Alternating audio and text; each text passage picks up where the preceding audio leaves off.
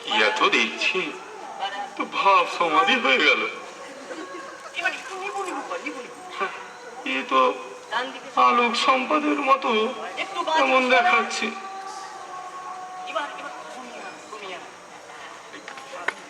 স্বপ্নালু আলুর মতো লাগছে।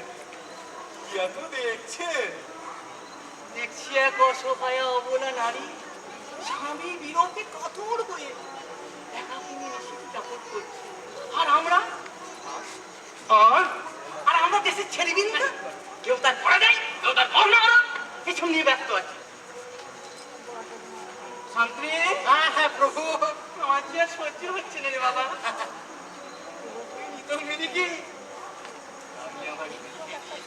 কি এখনই? হ্যাঁ এখনই। তোমাদের এই মতামতের উপর বিশ্বাস করা যায় না। আমি না তাকে ঢেলে রাখতে পারি নাকি? ক্ষমা করবেন প্রভু, আমি যতদূর জানি আমাদের পরমার্থ দেওয়ান গৃহিণী সুন্দর মেয়ে ছেলেকে গৃহে প্রবেশ করতে দেবেন না। সেই সচেতনতা একটু আমার আছে, তাই আমি ভাবছি বাড়িতে না নিয়ে গিয়ে ওকে আমার বাগান বাড়িতে নিয়ে যাবো। কিন্তু এই ভদ্র ঘরের গৃহিণী কি বাগান বাড়িতে যেতে রাজি হবে? আশঙ্কাটা অমূলক বুঝলে।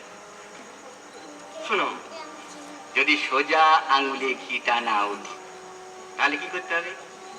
আঙুলটাকে বাঁকাতে হবে, মানে বলপূর্বক নিয়ে যেতে হবে। এটা কিন্তু ভালো বলেছেন প্রভু। জুতো নয়, অলংকার নয়, আপনি যদি পুরো গোটা মহিলাটাকেই নিয়ে যান তাহলে আমাদের মতো লোকের কুপবিত্র হলো একটু চাপা পড়ে যায় আর কি। পাগল, সেই জন্যই তো করছি। আমি একা কি করবো বলতো? তোদের সমস্ত পাপ আমি নীলকণ্ঠের মতো শুষে নিই, তোদেরকে আমি পাপ মুক্ত করবো, সেই জন্যই তো আমি নিয়ে যেতে চাইছি। আমার বউটাকে আমি কতক্ষণ হলো দেখিনি। চাই ঘর চাইবে বউটাকে দেখি গা। তারে যাহা সে আচ্ছা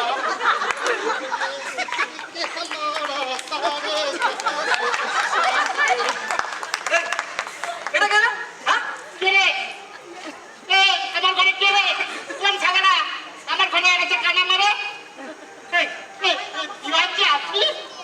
আরে সন্ত্রী যে আপনি? আপনি এখানে?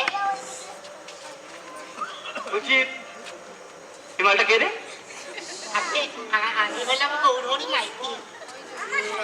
একটা গাইতি হবে কি? গাইতে শুনে গাইতির কথা। গাইতে করবেন কি? ওই একটা ছিদ্র করবো আর কি। ছিদ্র? কেমন ছিদ্র? এরকম ছিদ্র।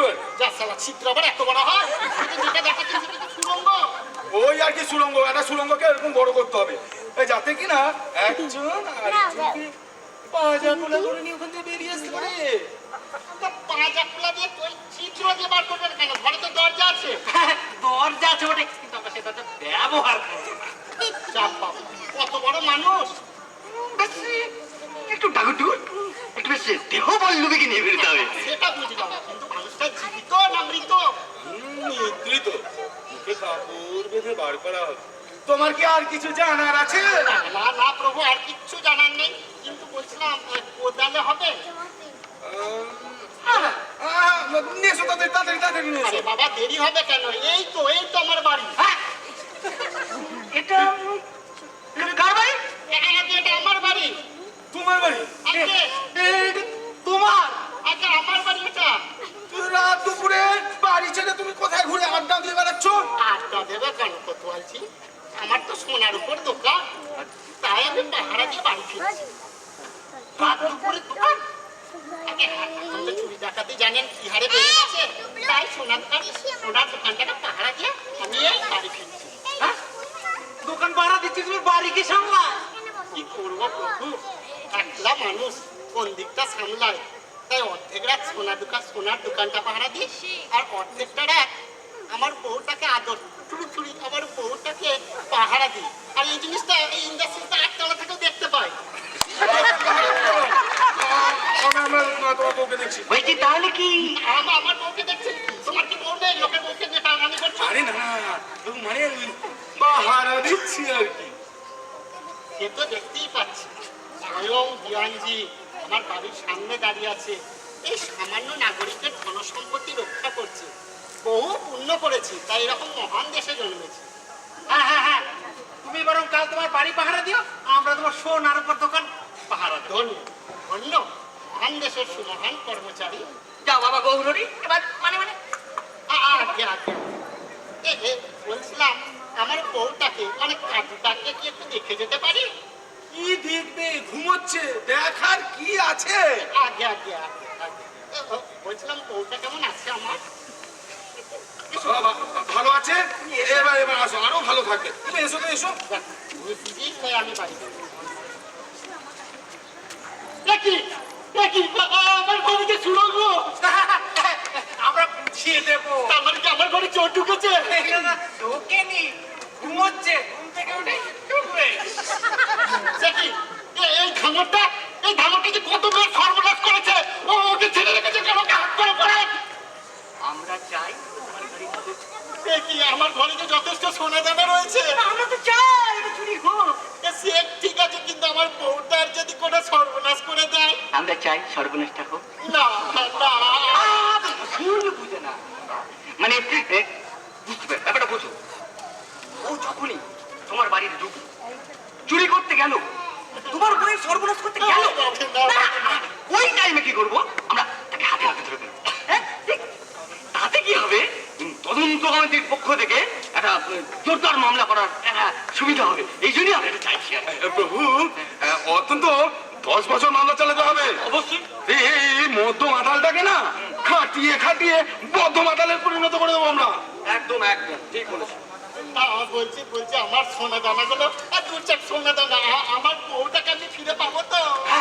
10 বছর মামলা চলবে, ততদিন সম্পত্তি সব দেওয়ানজির বাগান বাড়িতে থাকবে। তারপরে যদি কোনো মাল আসতে থাকে তাহলে ফেরত যেতেও।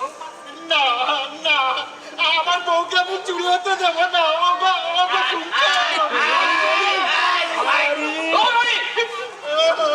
তদন্ত কমিটির কাজে তুমি তো বাধা দিও না বাবা, যাও।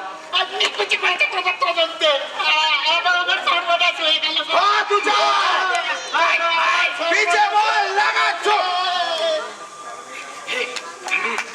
ছেলে ছেলে আবার ঘুরে আসবে, লোকজন নিয়ে আসবে, তার আগে খাতে ছেড়ে ফেলতে হবে। অতুল!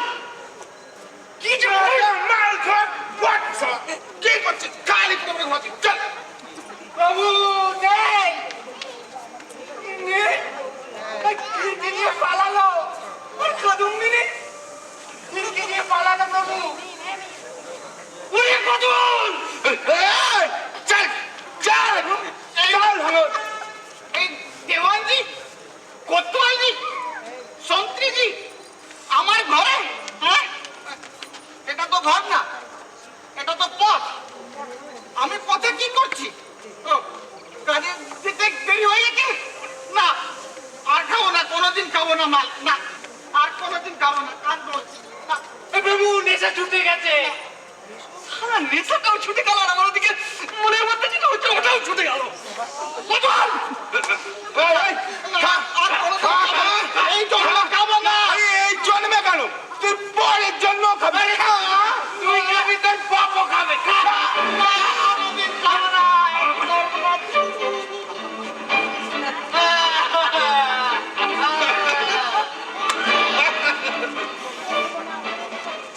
শোন বেটা মদ মাতঙ্গ, ওই দিকে দেখ, বউটা পালাচ্ছে, ওটাকে ধরে নিয়ে ওটাকে আমরা ধরে নিয়ে আমার চাই এক পাটি যুদ্ধ। আর আমার কিন্তু এক পুটলা গয়না। দেওয়ান দাদুর বউ কোতোয়াল জেঠুর গয়না আর আপনার সন্তী কাকুর জুতো। বড় গর্ত, মাঝারি গর্ত, এই ছোট গর্ত, তোরা সবাই মিলে আমাকে গর্ততে ঢুকিয়ে দে। ঢুকা, দেরি করিস না, ঢুকিয়ে দে। তাড়াতাড়ি ঠোকা।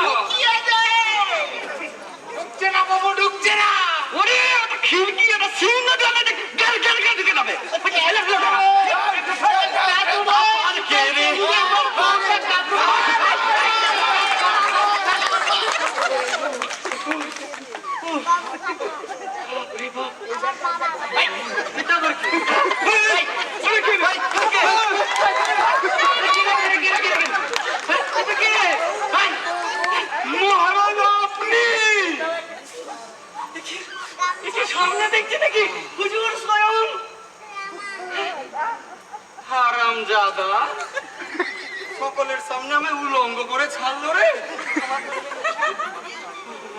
আপনি যে স্বয়ং নারী রূপে ছদ্মবেশে অবস্থান করছেন হুজুর, আমরা বুঝতে পারিনি হুজুর, ক্ষমা করে দেবেন হুজুর। ওরে বুঝতে দেব না বলে এই যে নারী রূপ ধরেছি, এটা বুঝতে পারছো না? যারা জুতো নেবে, গয়না নেবে, মেয়ে মানুষ নেবে, গলা নিবি, তোদের আগে আমি সব নিয়ে রেখে দিয়েছি। হ্যাঁ, সন্ধ্যের আগেই গৌরহরির বাড়িতে ঢুকেছি, কাদম্বিনীর মুখে কাপড় গুজে শৌচাগারে বেঁধে রেখেছি, সিন্দুক ভেঙেছি, সোনা দানা সব এই কলসিতে ভরেছি। যেই প্রাসাদে যাওয়ার পথ ধরেছি অমনি বেটারা সব এসে হাজির হল। আর বসবি তো বসবি, দরজার দৌড় করে আটকে রেখে বসবি।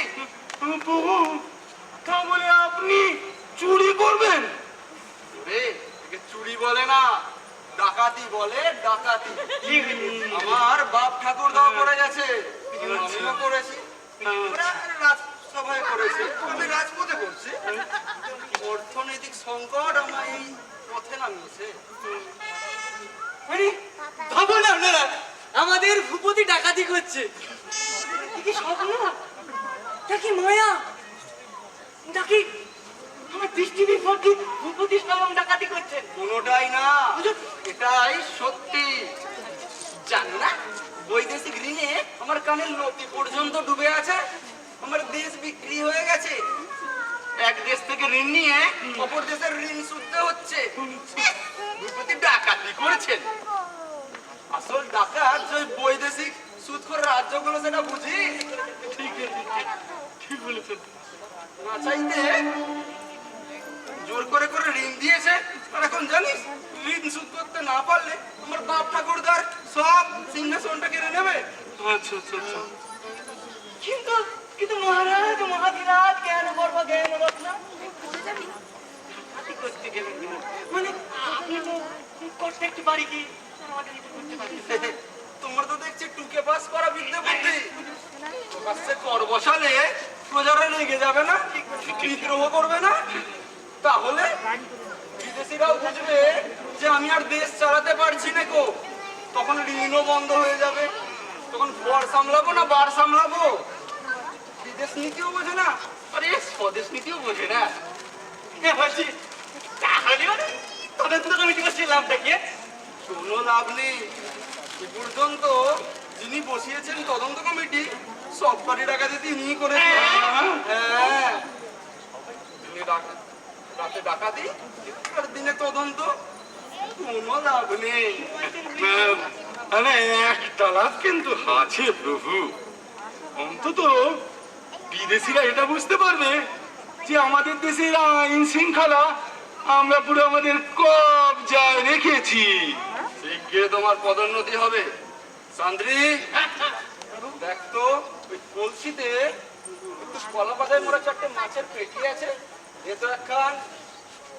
বুঝলে কোতোয়াল, রাজপ্রাসাদে যা রান্না হয় এত তেল মশলা দেয়, বড্ড গলা জ্বালা করে। কই, হ্যাঁ, আরে কাদম্বিনীর হাতে তৈরি হালকা ভাপে সেদ্ধ করা চিতল মাছের পেটি।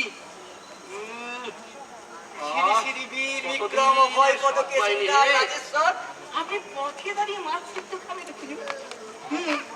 ঘন্টার আড়ালে খাবো। কোতোয়াল তুলে দাও।